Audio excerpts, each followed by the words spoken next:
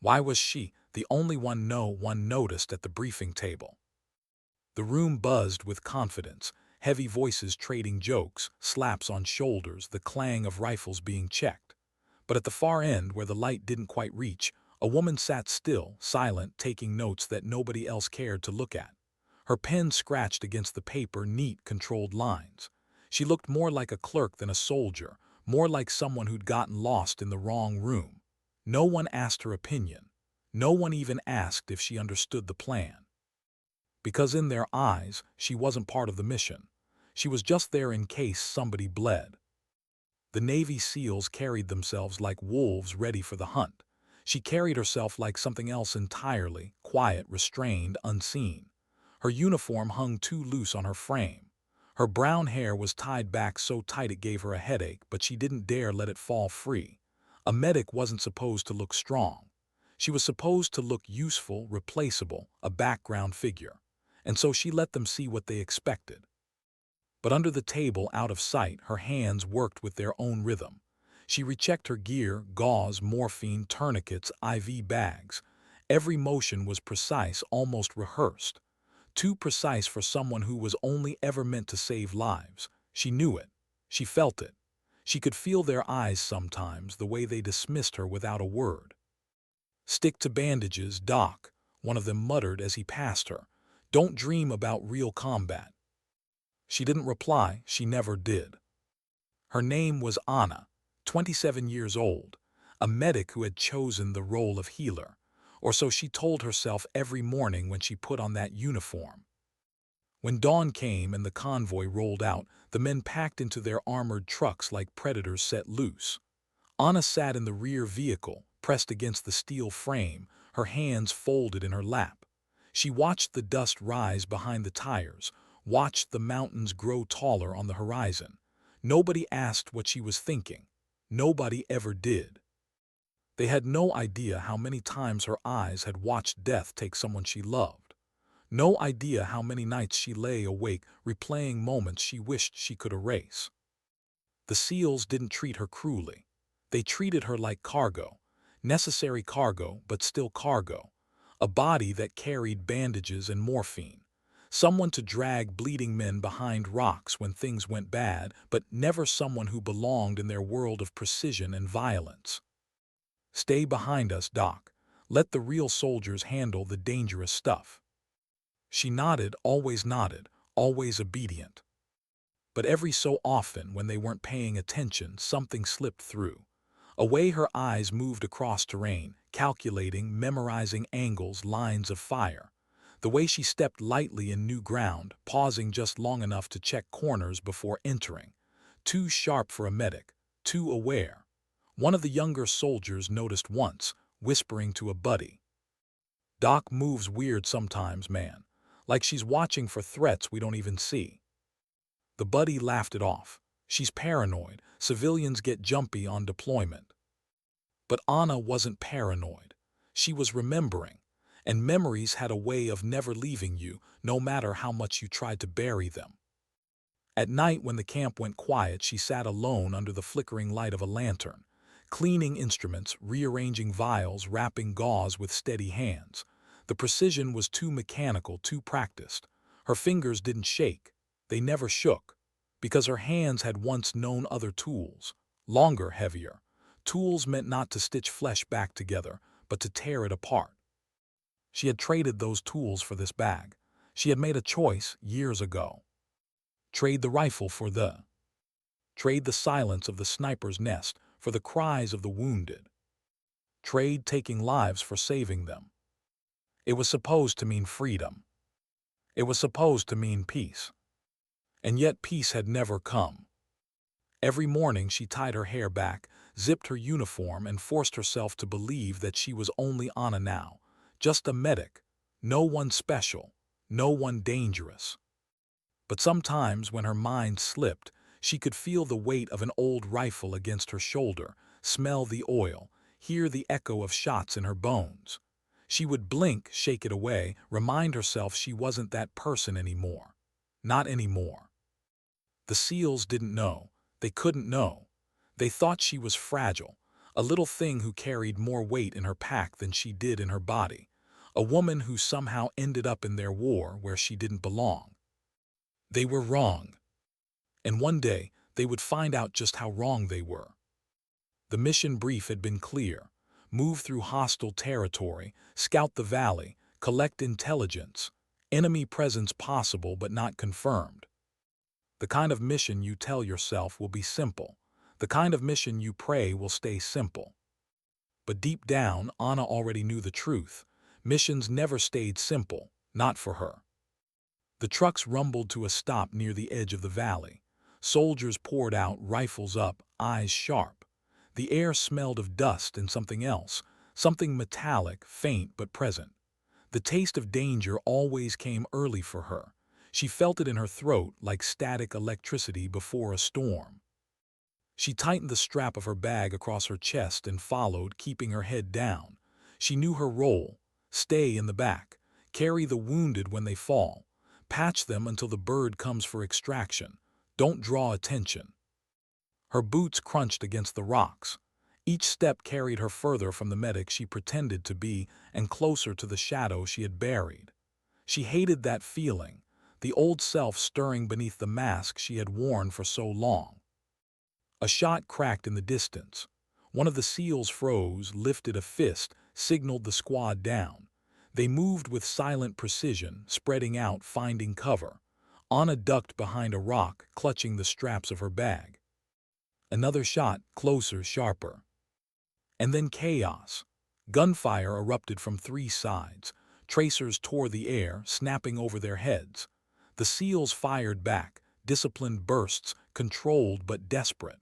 The air filled with the scream of bullets and the shouts of men caught in the wrong place at the wrong time.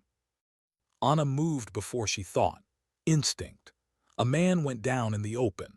She sprinted forward, her small frame cutting through the hail of fire, dragging him by the vest, blood smearing across her sleeves.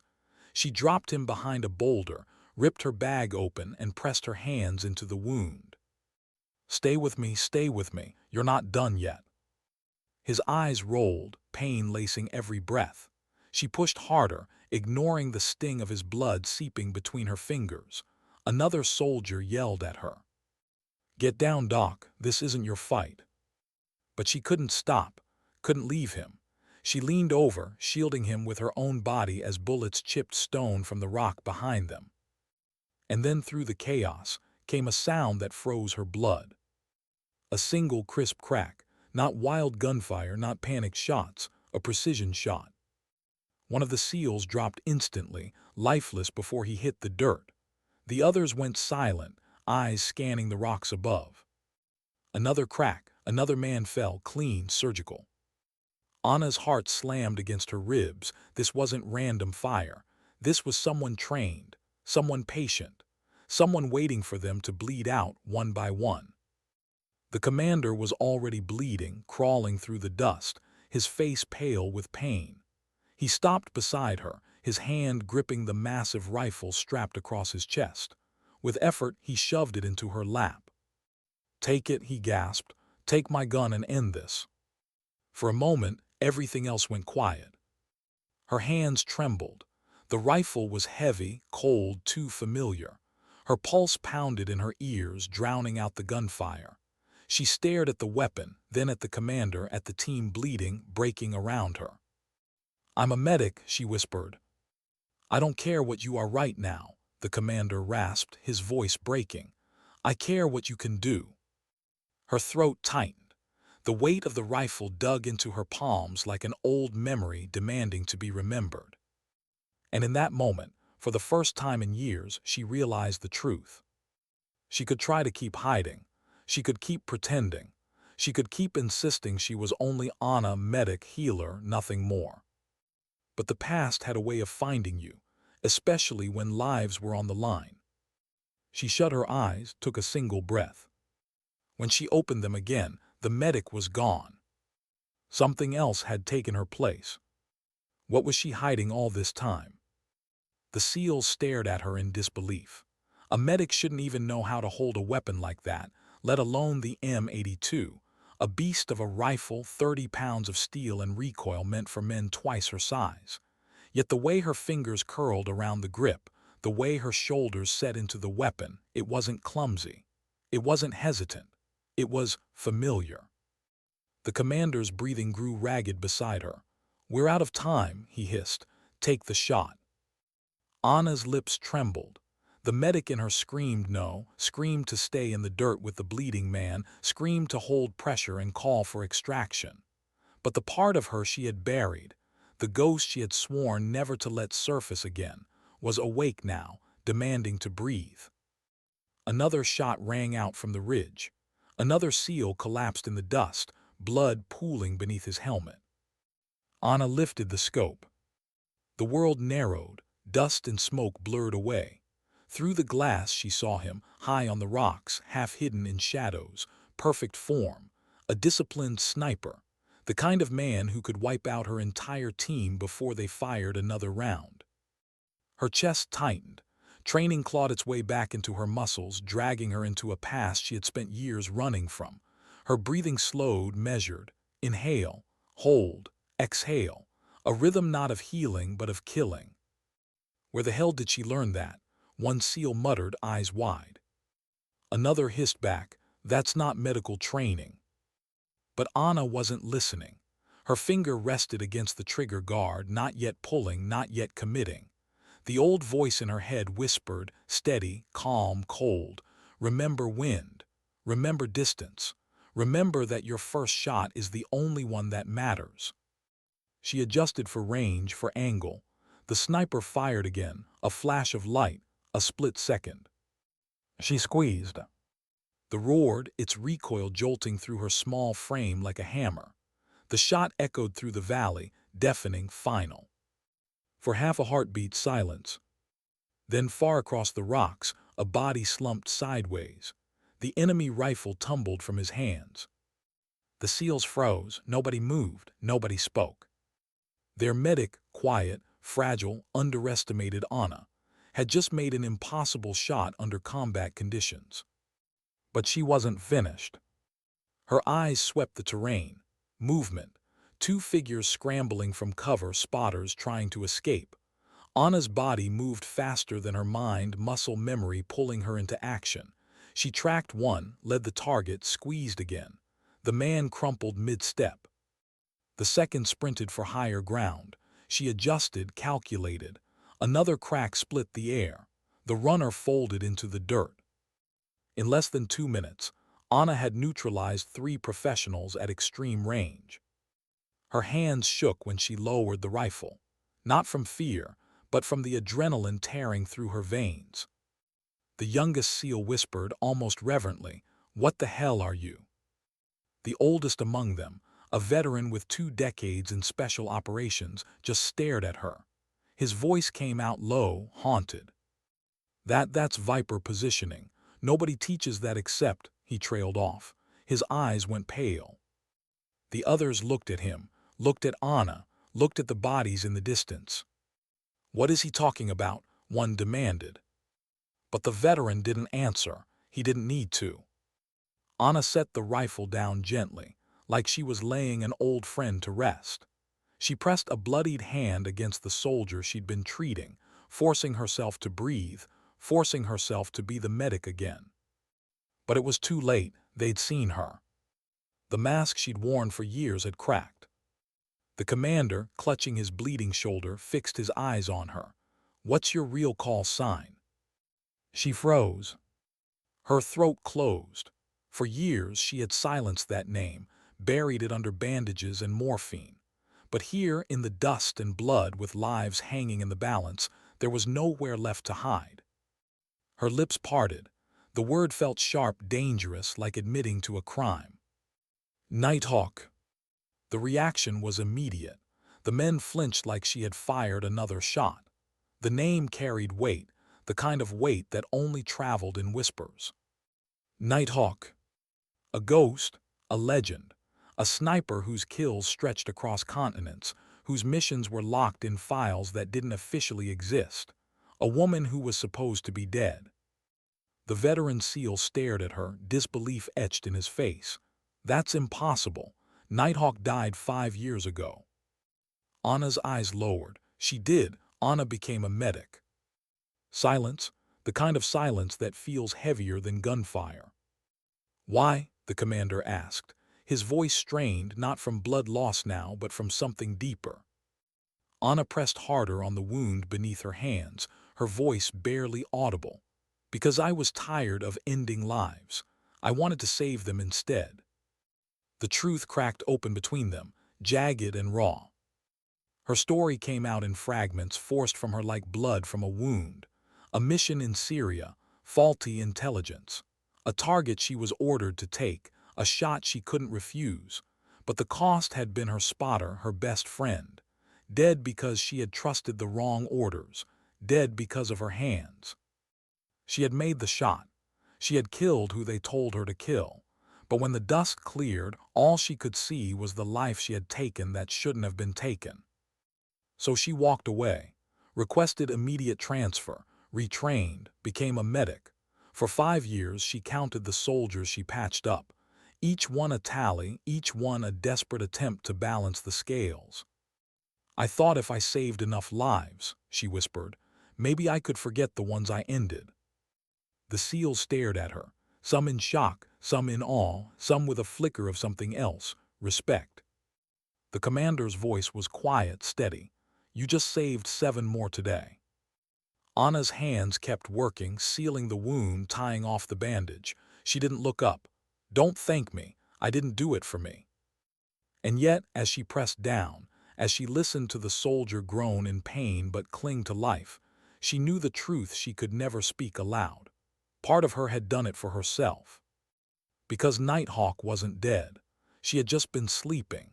And now that she was awake again, Anna feared she might never truly put her back to rest. The extraction bird came thundering in hours later, blades chopping the air. The wounded were loaded, the dead carried with solemn silence. The rifle, though was taken by one of the men, cleaned and secured. But when he passed it to the armory officer back at base, his eyes lingered on it. Not on the weapon, but on the memory of who had held it. Anna walked quietly back to her station, washed blood from her hands, replaced supplies in her kit. She sat under the same flickering light she always had, hands moving with the same precision, but everything around her was different now. When she walked through camp the next morning, conversation stopped, not from mockery anymore, but from something closer to reverence. The ones who once dismissed her now stepped aside. Nobody called her just a medic anymore. But Anna wished they did. Because respect carried its own weight, and she had carried enough already. That night as the base fell quiet, she pulled from her pocket a folded scrap of paper, a letter from years ago, her spotter's handwriting, his last words before the mission that went wrong. We're in this together, always. Her hands shook. She folded the paper, tucked it back into her pocket, and pressed her face into her palms. She wasn't crying. Not yet. She was just breathing. Breathing like a sniper. Breathing like a medic. Breathing like someone caught between 2 lives she could never reconcile. And somewhere in the darkness, a thought she didn't want whispered anyway. If they ever asked her to be Nighthawk again, would she refuse? She didn't know. Why was everyone suddenly standing aside when she walked by? Anna noticed it first at the chow hall. The same men who used to slide trays past her without looking now paused, waiting for her to choose her seat. Their eyes darted to her hands, her face, then quickly away, like staring too long might reveal more than they were ready to see. Conversations hushed when she passed. She wasn't invisible anymore. She was something else, something they couldn't categorize. She hated it. All she wanted was to sit with her meal in silence, patch wounds when they came, and go unnoticed. But invisibility doesn't survive revelations. Once a mask cracks, the pieces never fit again. She forced herself to take a place at the far table alone, pretending not to feel the weight of their stares. Her spoon trembled against the metal tray. She told herself it was exhaustion, not nerves, but the truth was sharper. She was afraid, not of them, but of herself. What if they asked her to do it again? Across the hall, two young soldiers whispered. Is it true she's Nighthawk? No way, Nighthawk's a myth. She dropped 3 guys in under 2 minutes, man. You saw it. Anna set her spoon down, appetite gone. She wanted to scream at them, I'm a medic, that's all. But her throat closed around the words. Later that evening, as the sun sank over the desert mountains, she sat at her station, organizing bandages in neat stacks, as if order could silence the chaos in her head. The commander appeared at her desk, his shoulder heavily bandaged, his eyes carrying the same mix of pain and curiosity. Pentagon called, he said simply. Her stomach turned cold. They heard about what happened in the valley. They want to confirm your status. Anna didn't look up. I'm a medic. The commander leaned closer. You're whatever this team needs you to be. Her hands froze over the gauze. Slowly, she lifted her eyes. I need to be someone who saves lives, not takes them. He studied her in silence. There was no mockery in his gaze, no doubt, only the kind of understanding that comes from carrying ghosts of his own. Finally, he nodded. Understood. But tell me this, what if saving lives requires taking them? She didn't answer, couldn't. Because he was right, and she hated him for being right. That night she dreamed of a scope pressed against her eye. She dreamed of her spotter's voice in her ear. She dreamed of a shot she should never have taken, the one that changed everything. She woke drenched in sweat, heart hammering, staring at the ceiling of the barracks. Her bunkmate, a 20-year-old private still too young for the lines of exhaustion around his eyes, shifted, half asleep. He reached out, clumsily set a folded scrap of paper on her bed. For you, he mumbled, then rolled back over. Anna unfolded it. The handwriting was shaky, rushed. If you hadn't been there, I'd be gone. Thank you for staying. Her throat tightened. She folded the note, slipped it into her uniform pocket beside the blood-stained bandage she still carried from that day. She pressed her hand against both, as if the weight of them could anchor her. Morning came with new orders. Patrol. Same valley, different sector. Intelligence promised it would be quiet. She almost laughed at that. Promises meant nothing here. The team geared up. Rifles checked, magazines loaded, helmets strapped. Anna pulled on her medical bag, the straps digging into her thin shoulders. One of the younger SEALs stepped closer, hesitating before speaking. Doc, Anna, he stumbled over the words. How do you carry it? The weight of life and death decisions. She blinked, surprised by the sincerity in his voice. No one had ever asked her that before. She tightened the strap of her bag, considering her answer. Finally, she said quietly, you remember why you're making them, to protect the people who can't protect themselves. He nodded slowly, as if the words were heavier than he expected. Out on patrol, the valley stretched wide, silent, deceptively peaceful. The men moved with sharp discipline, scanning, covering angles. Anna followed, steps light, eyes scanning too, but not for wounds this time. Old habits itched at her skin. She saw blind spots, kill zones. She hated how natural it felt. Halfway through the valley, the team halted. Something glinted on the ridge. A mirror, a scope. Nobody breathed.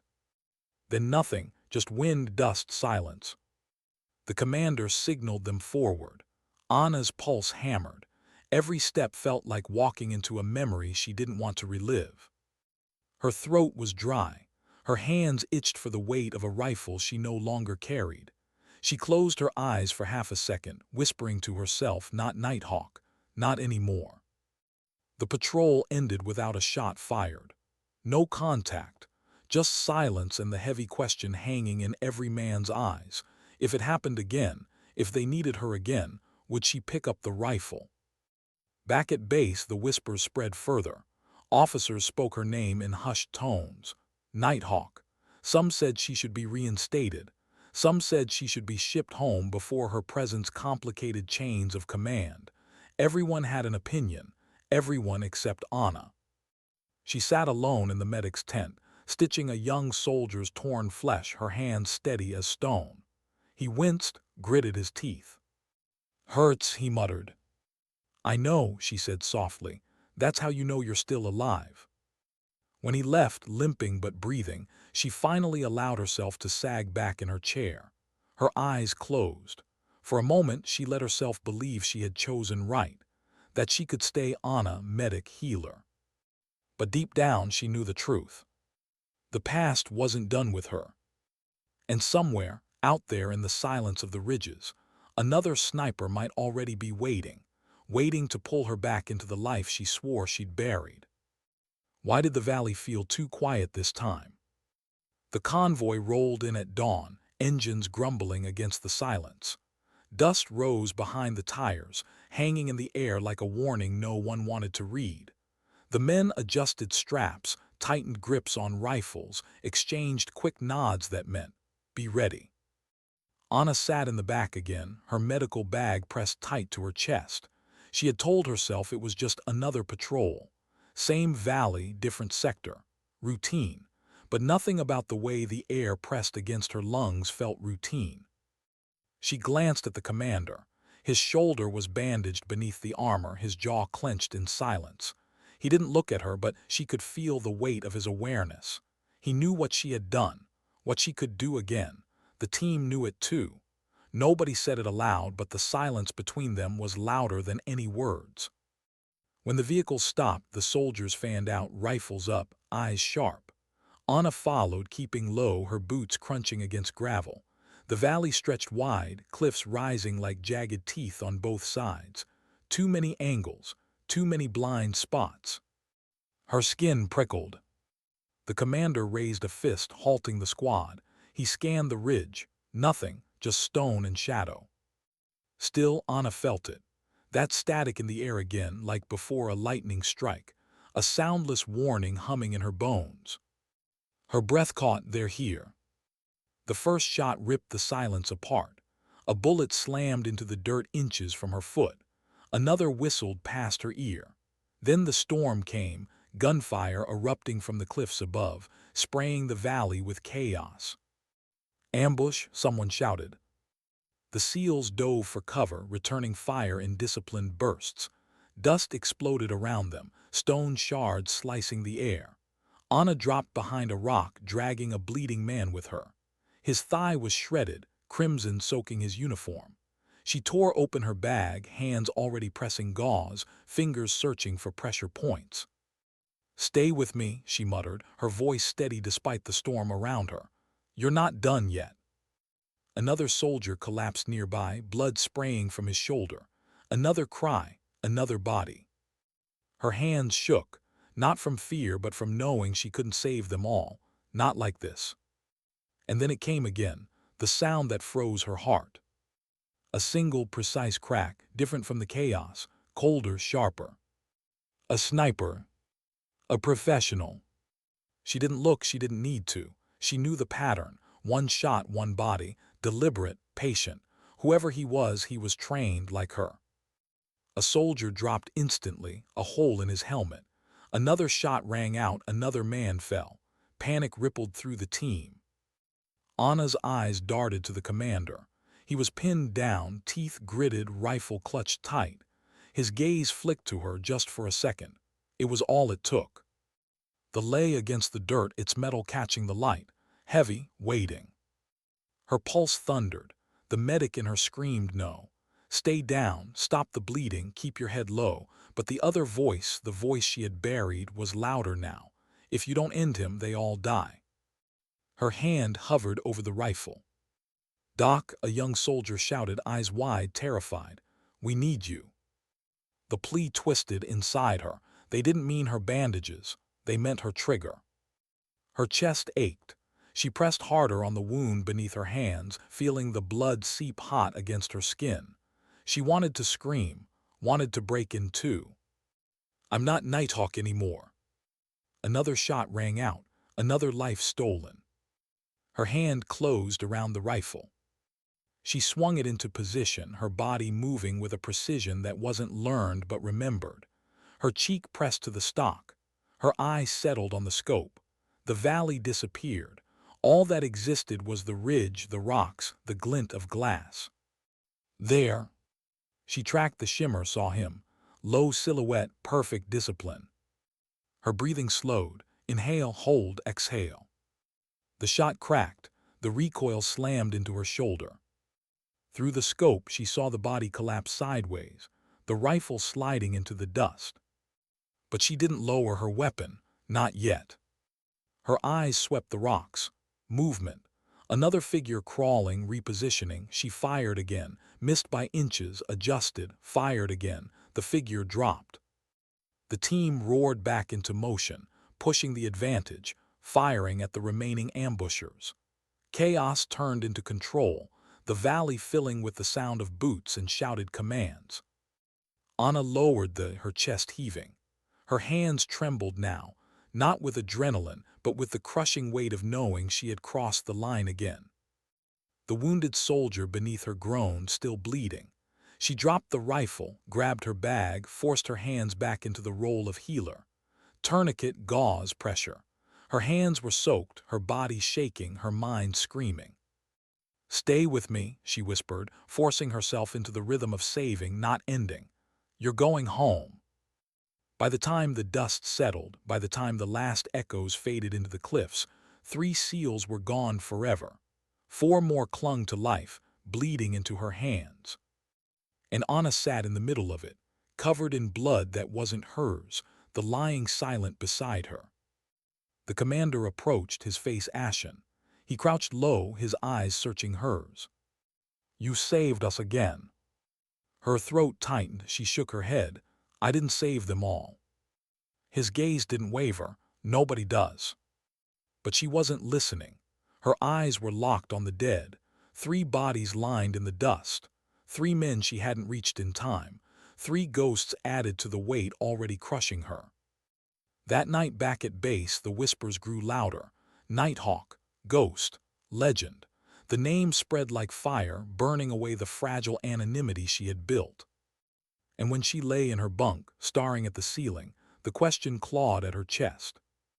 If she had refused the rifle, would more have died? If she kept accepting it, how long until she was Nighthawk again, in truth and not just in whispers?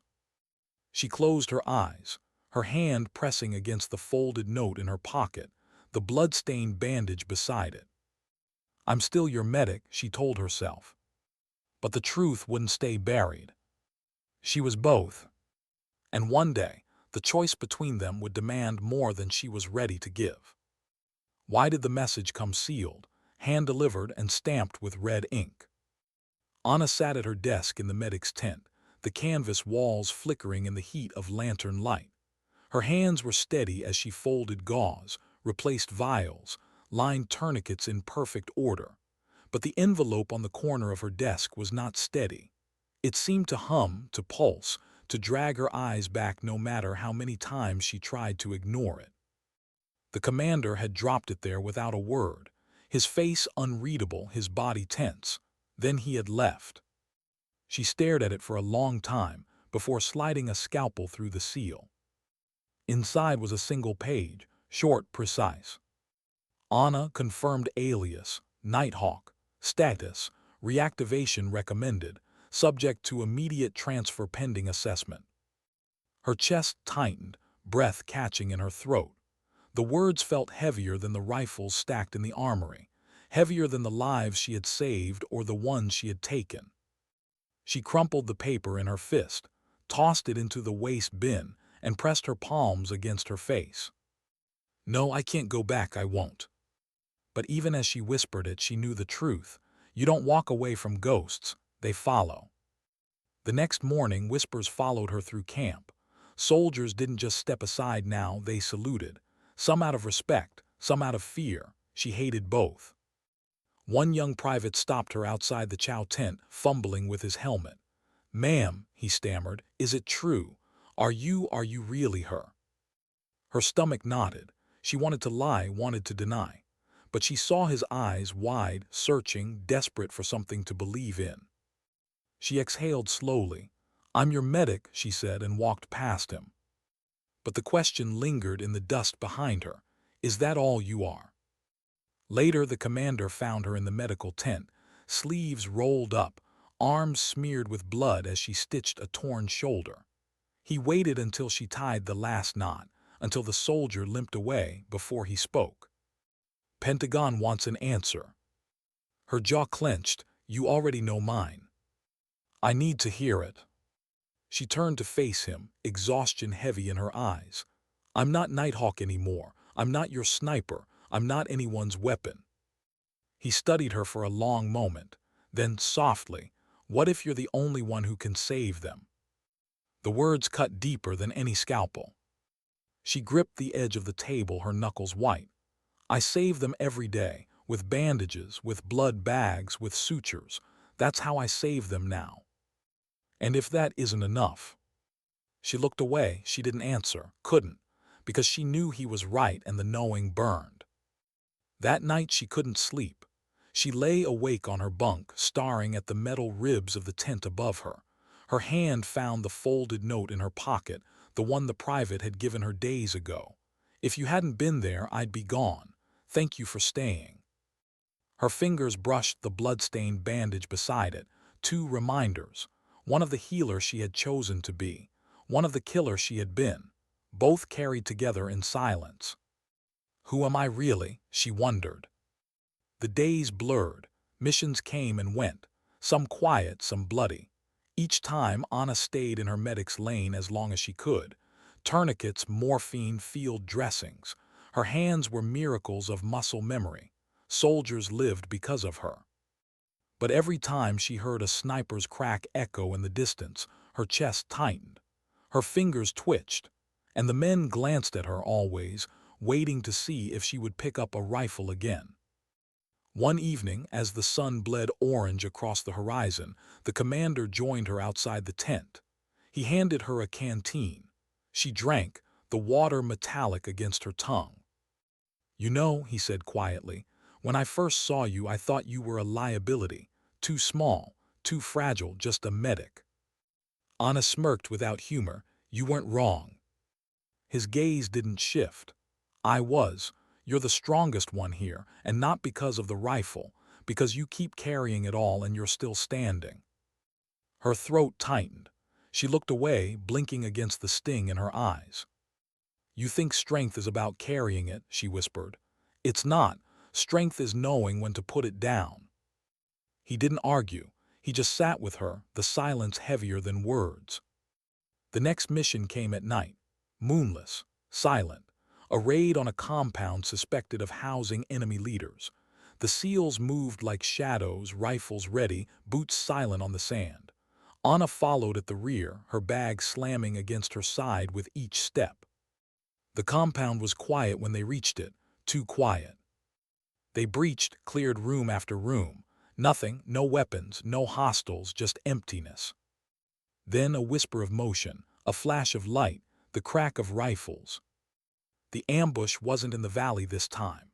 It was here, in the walls, in the rooms where shadows turned into men. Gunfire erupted. Muzzle flashes lit the compound like lightning. Shouts, screams, the sickening thud of bullets hitting flesh. Anna dropped to her knees beside the first wounded, hands already working. Blood soaked her arms, her chest, her face. Another man screamed. Another fell. And above it all, a sound she dreaded more than anything. A sniper's shot, sharp, final. Her head snapped toward the window. A glint, a flash, another shot, a man crumpled. They leaned against the wall where a SEAL had dropped it. Her chest heaved. Her hands pressed against the wound beneath her, blood flooding her fingers. She screamed inside her own head. Not again, not again. But the shots kept coming, deliberate, precise, patient. And the men looked at her. Always they looked at her. The commander's voice broke through the chaos, raw, desperate. "Anna." She froze. His eyes locked with hers. No words this time. He didn't need to say it. Her hand reached, trembled, closed around the rifle. The weight slammed against her shoulder, the scope against her eye, the past rushing back like a flood. Through the glass she saw him, silhouette against the rooftop, calm, professional, a mirror of herself. Her breath slowed. Inhale, hold, exhale. She fired. The man dropped. His rifle clattered across the roof. The silence that followed wasn't peace. It was heavier. It was the silence of inevitability. The SEALs finished the fight, cleared the compound, secured the ground. Anna lowered the rifle, her body shaking, her hands dripping with blood, hers, theirs, his. She wanted to throw the weapon away, wanted to scream, wanted to rip her own skin off just to feel clean again. But instead, she picked up her bag, pressed her hands back into torn flesh, and whispered the same words over and over. Stay with me, you're not done yet. When it was over, when the compound was cleared and the wounded stabilized, the commander stood over her, silent. Finally, he spoke. Pentagon won't take no for an answer. Anna's voice cracked as she whispered, then they'll get a corpse, because Nighthawk is dead. But even as she said it, even as she forced the words past the lump in her throat, she knew the truth that haunted her more than any sniper's bullet. Nighthawk wasn't dead. She was sitting in the dirt, covered in blood, her hands trembling on a rifle she could never seem to leave behind. Why was a black SUV waiting at the edge of the runway when their bird touched down? The SEALs noticed first. Their chatter died as the wheels screeched against the tarmac, rotors kicking dust across the base. The SUV sat apart from the usual convoy of trucks, its windows tinted, its paint gleaming under the desert sun. Too polished for a war zone, too official. Anna felt the tension coil in her stomach before the vehicle door even opened.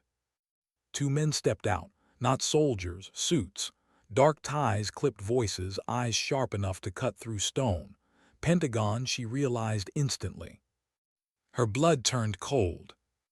The commander stepped forward, meeting them halfway. Their words were swallowed by the roar of the rotor blades, but Anna didn't need to hear them. She knew why they were here. When the engines wound down, one of the suits turned, scanning the line of returning soldiers. His eyes landed on her. Small, slim, shoulders weighted with a medical bag. His gaze didn't flicker, didn't doubt. He nodded once. And just like that, her world tilted again. Hours later, she sat in the commander's office, the air heavy with dust and silence. The suits flanked the doorway, still as statues. The commander leaned against his desk, arms crossed, his face unreadable. They want to reinstate you, he said. No introduction, no explanation, just the blunt truth. Anna's jaw clenched. No. The taller suit spoke, his voice clipped and precise. This isn't optional, Ms. She snapped her eyes to him, heat sparking in her chest. It's not Ms., it's Doc, medic, that's who I am now. The shorter one smirked faintly, like she was a child insisting on "You're Nighthawk, and Nighthawk doesn't get to just walk away." Her nails dug into her palms. Memories surged, the crack of rifles, the weight of scopes, the silence after a kill, the blood that never washed off. She shoved it down. I buried her, Anna said, her voice low, firm. She's gone. The taller suit tilted his head. Then explain Syria. Explain the kill counts that don't belong to a medic. Explain the three-man sniper team you neutralized in under 2 minutes. Her throat tightened. You don't get it, she whispered. I'm not proud of that. I can't keep being her, not and live with myself. The commander finally spoke, his tone softer than theirs. They're not wrong. We lost good men out there. You saved the rest. That wasn't the medic. That was Nighthawk. Anna's voice cracked. I don't want to be Nighthawk. The shorter suit stepped closer, his words like blades. And what if wanting does matter? What if the country needs her back? Silence pressed into the room like weight. Finally, Anna pushed herself to her feet. Then the country, asking the wrong person. I'm done being a weapon. She walked out, brushing past them, her chest tight, her throat burning. The air outside tasted like ash. But the Pentagon didn't give up easily. Over the next days they hovered, always at the edges of her vision, always watching. The soldiers noticed, too. Some whispered admiration, some whispered fear. Nobody treated her like she was just a medic anymore. It was worse than before. She tried to drown herself in her work, stitching, stabilizing, saving. Her hands moved like they always did, steady, controlled, never faltering. But every bandage felt thinner now, every transfusion lighter, every life saved a smaller tally against the one she had taken. One evening, as she cleaned her instruments under the hum of the lantern, the commander entered. He closed the flap of the tent, his eyes heavy with something she couldn't read. "They're not going away," he said. Anna kept her head down, polishing metal until it gleamed. "Neither am I." He watched her for a long moment. Then, "They want a demonstration." Her hand stilled. "What?" "They want proof, to see if you're still who they think you are." She shook her head. "I'm not their assassin anymore." His jaw tightened. "It's not about what you want. It's about what happens when we're out there again. You know as well as I do, you're the only one who can do what you do." Her chest heaved. Anger, fear, grief all tangled inside her. "Do you know what it feels like?" she asked, her voice raw. "To take a shot, to watch a life vanish through the scope, and wonder if you just damned your soul for good." He said nothing. She laughed bitterly, a sound that tasted like salt. "No, you don't. That's why I put it down. That's why I swore I'd never pick it up again." But even as she said it, the memory of her finger curling around the trigger burned in her muscles. The way it had felt too natural, too easy. The commander placed a hand on the table, steady, grounding. "You're not a weapon, Anna. You're a choice. And sometimes we don't get to choose what the world needs from us." She looked at him, her vision blurring with unshed tears. "And what if the world breaks me in the process?" He didn't answer. The test came at dawn. They led her to the range outside the base. Targets lined the horizon, steel silhouettes glinting in the sun. A lay on the bench, polished, waiting. The suit stood behind her, clipboards in hand. The commander stood off to the side, his face unreadable. Anna's stomach knotted. Her palms itched. The rifle looked heavier than it ever had, but at the same time too familiar. She stepped forward, rested her hands on the cold steel, closed her eyes. Not Nighthawk, not anymore. But when she opened them, her body betrayed her. She lay prone, movements fluid, efficient, automatic. The scope found the first target without hesitation. Her breathing slowed. Inhale, hold, exhale. The shot cracked, steel rang, a perfect hit. The next and the next, each one precise, each one effortless. She tried to fight it, tried to remember the blood, the screams, the guilt, but her body didn't care. Her body only remembered perfection. When she lowered the rifle, the range was silent, every target destroyed. The suit scribbled notes. One of them nodded, satisfied. Anna sat up, her chest heaving, her eyes burning. She wanted to scream at them, to tell them this wasn't proof of life, it was proof of death, proof that she hadn't escaped. She wasn't free. That night, alone in her tent, she pressed her forehead into her hands and whispered the truth she had been afraid to admit. She could never escape Nighthawk. Because Nighthawk wasn't just who she had been. Nighthawk was still inside her. And the Pentagon knew it now. Why was the briefing room silent when she walked in? Not the usual banter, not the laughter, not the rustle of papers, just silence. Eyes tracked her every step as she crossed the floor, her boots echoing against the concrete. She didn't belong here. She had told herself that 100 times before, but today it felt carved in stone. The commander stood at the front, maps spread across the table. The Pentagon suits lingered in the corner, their faces sharp and cold, their presence like knives. He cleared his throat. "We've got a situation." Anna stayed near the back, arms crossed tight, her medical bag digging into her shoulder like an anchor. She didn't want to hear it, didn't want to know, but she couldn't escape. High-value target, insurgent commander, responsible for multiple ambushes, including the ones in the valley. Intelligence places him here. The commander tapped the map, his finger hard against the coordinates. Deep inside hostile territory, he's guarded heavily. Conventional strike isn't possible. The silence thickened. Everyone in the room knew what that meant. One of the suits spoke, his voice flat. "We need Nighthawk." Anna's chest tightened, air squeezing out of her lungs. She shook her head. "No." The suit's eyes narrowed. "This isn't a request." Her voice broke. "I'm not her anymore." The commander looked at her, steady, unflinching. "Then tell me this. If you don't go, how many more will die because of him?" The words struck like a blade. Images flashed in her head, the ambush, the bodies in the dust, the blood on her hands. She clenched her jaw, nails digging into her palms. She wanted to scream that it wasn't fair, that she had done her time, that she had chosen to heal, not kill. But she saw the faces of the men around her, the same men who had once dismissed her and now watched her with something between fear and hope. She couldn't escape the truth.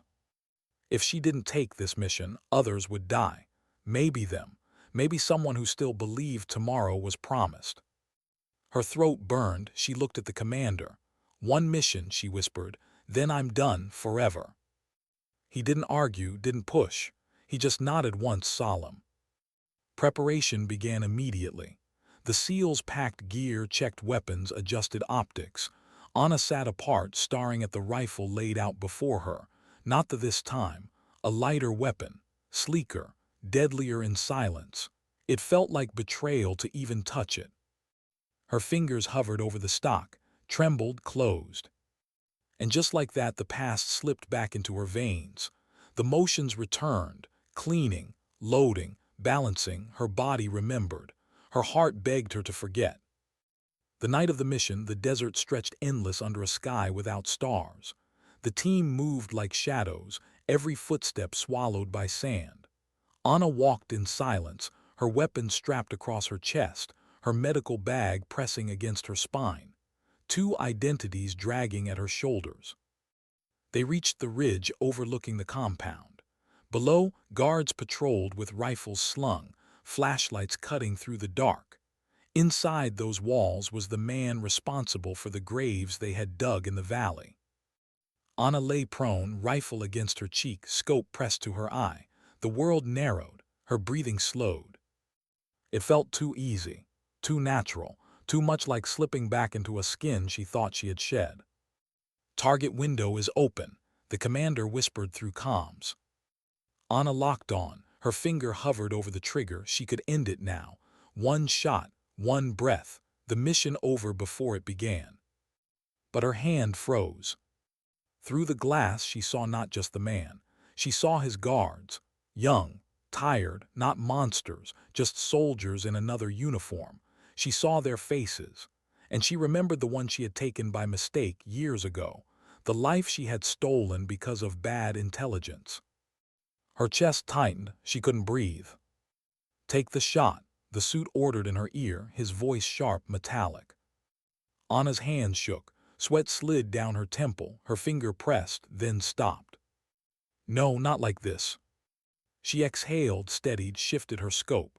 She marked the guards instead, tracked their movements, whispered coordinates into the comms. The SEALs moved like water, silent, precise, slipping through gaps she created. One by one, the guards went down, stunned, not killed. When the compound fell quiet, when the SEALs had the target secured, Anna finally lowered her rifle. The commander's voice broke the silence. "Mission complete." But Anna didn't feel victory. She felt hollow. Back at base, the suits were waiting, smug, satisfied. "See," one said, "she's still Nighthawk." Anna stared at him, her voice low, cutting. "No, I'm not. I chose another way." He scoffed. "You hesitated, you risked the mission." Her eyes burned as she stepped closer, her voice steady despite the fire in her chest. "I didn't hesitate, I decided. There's a difference." The commander placed a hand between them, breaking the moment. His eyes met hers, heavy with something like pride. Later, alone in her tent, Anna pulled the folded note from her pocket. The words blurred through tears she didn't want to shed. Thank you for staying. She held it tight, the paper damp against her palm. For the first time in years, she realized something. She was Nighthawk. She wasn't just Anna Medic. She was both. And maybe the strength wasn't in choosing one over the other. Maybe it was in carrying both, no matter how heavy. Why did she still hear the echo of the shot she didn't take? The compound raid was days behind them, yet the silence it left behind felt louder than the gunfire. Anna moved through the base like a ghost. The men saluted, nodded, whispered. She answered none of it. She returned to her tent, her instruments, her bandages. She stitched torn skin, reset broken bones, pressed trembling hands to wounds that leaked life into her palms. But no matter how many lives she saved, the question followed her. Had she betrayed them by refusing to be who they wanted, or had she saved herself? The Pentagon suits left, but not before their parting words cut deep. You can't bury Nighthawk forever, she's who you are. She didn't reply. She only watched their SUV disappear in a cloud of dust, the sound of the engine fading into the desert. That night she sat outside the medic's tent, staring at the horizon. The desert stretched infinite, the stars sharp against the black.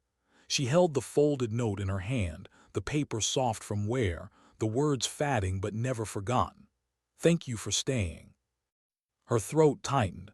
She pressed the note against her chest. The commander joined her quietly, lowering himself onto the crate beside her. For a long while, neither spoke. The air was filled only with the hum of generators and the faint sound of boots in the distance. Finally, he broke the silence. They won't stop asking. I know, Anna whispered. He turned, studying her profile against the starlight. What are you going to do? She closed her eyes. For so long the answer had been simple: deny it, bury it. Pretend she was just Anna Medic, pretend Nighthawk was dead, but pretending hadn't worked. The battlefield had a way of stripping lies from you, leaving only what you couldn't hide. I don't know, she admitted, her voice cracked. I don't know if I can keep carrying both. The commander nodded slowly. Maybe you don't have to choose. Her eyes opened sharp. What do you mean? You think being Nighthawk erases being a medic. You think saving lives erases the ones you've taken. But maybe it's not about erasing. Maybe it's about balance, about knowing when to be which. She wanted to argue, wanted to push his words away, but deep down she knew he was right. Still, the guilt pressed heavy. Every time I pick up that rifle, I feel like I'm betraying the promise I made to myself. He held her gaze. And every time you don't, people die who might have lived. Tell me, Anna, if saving one life requires ending another, what do you choose?